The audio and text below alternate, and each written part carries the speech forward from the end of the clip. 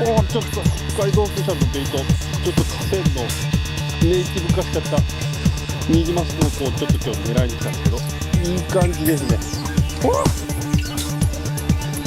お、寄ってきてちょうだい。そんなファイターだ。いやー、いいですね、この曲がり。バットがしっかり残ってくれるんで、北海道ですから。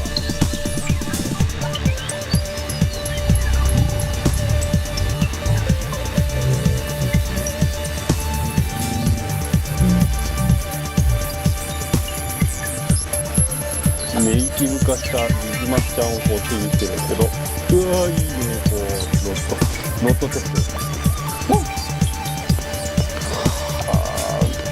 ぐるぐるぐるぐるぐるぐるぐる、はい。おお、40センチくらいですね。こんな感じのニジマスです。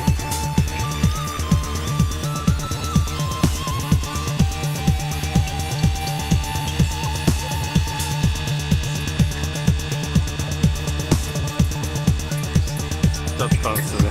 さっき目がちょっとこっち向いてる。目が合っちゃったんだよね。